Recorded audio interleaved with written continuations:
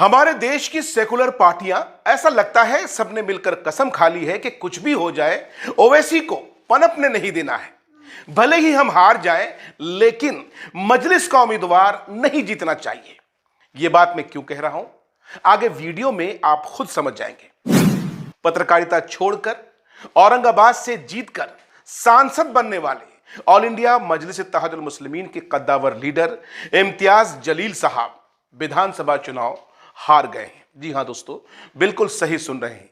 औरंगाबाद पूर्व सीट पर कड़े मुकाबले में इम्तियाज जलील को अतुल सावे ने करीबी मुकाबले में शिकस्त दे दी है। सावे ने इम्तियाज को 2161 वोटों से हराया।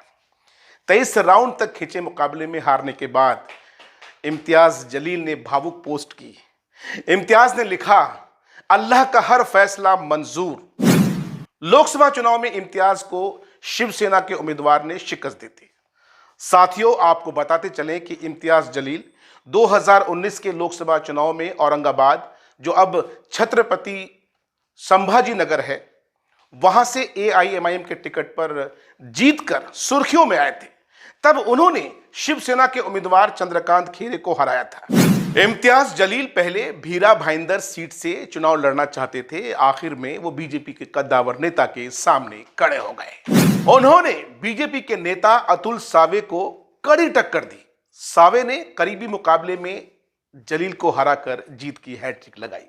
दरअसल वोट बंटने की वजह से ऑल इंडिया मजलिस इत्तेहादुल मुस्लिमीन के कद्दावर लीडर इम्तियाज जलील को हार का सामना करना पड़ा। साथियों, आपको बताते चले कि औरंगाबाद में कांग्रेस के उम्मीदवार लहू शेवाले तीसरे नंबर पर रहे। उन्होंने 12,568 वोट हासिल किए, जबकि इम्तियाज जलील को 91,113 वोट मिले। बीजेपी के विजयी उम्मीदवार अतुल सावे को 93,274 वोट मिले और दोनों के बीच वोटों का अंतर सिर्फ 2,161 वोट का रहा। इस सीट पर प्रकाश अंबेडकर की वंचित बहुजन अघाड़ी और समाजवादी पार्टी ने भी अपना प्रत्याशी खड़ा किया था।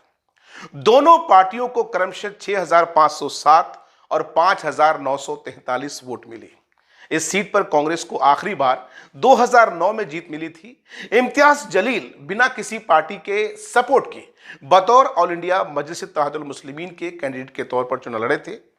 जब वो औरंगाबाद से जीतकर सांसद बने थे, तब उन्हें प्रकाश अंबेडकर की वंचित बहुजन अघाड़ी ने समर्थन किया था।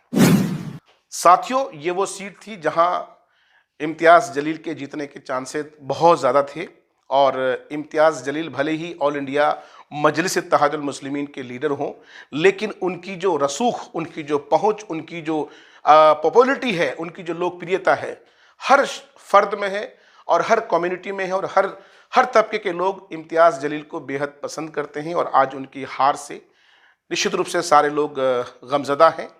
और जिस तरीके से हमने आपको आंकड़ा दिखाया, बताया, समझाया, आप ये स्पष्ट रूप से समझ गए होंगे कि किस तरीके से, चाहे वो कांग्रेस हो या फिर अघाड़ी हो या फिर समाजवादी पार्टी हो, इनकी करतूतों की वजह से, इनकी गंदी साजिशों की वजह से, इनकी जो है साहब नीच सोच की वजह से एक अच्छा लीडर हार गया। भले ही वो किसी भी पार्टी का हो, लेकिन बड़े ही अफसोस की बात है कि जहां पर इम्तियाज जलील साहब चुनाव बिल्कुल जीतते जीतते हार गए हैं। हमारे उलमाओं को भी चाहिए था कि ठीक है, आप दूसरी जगहों के लिए फतवा जारी करते, लेकिन आपको पता है कि इम्तियाज जलील एक अच्छे लीडर हैं और लगातार कौम और मिल्लत, मुल्क के लिए, है ना, चौमुखी विकास के लिए बात करते हैं, हर तबके की बात करते हैं, हर फर्द की बात करते हैं।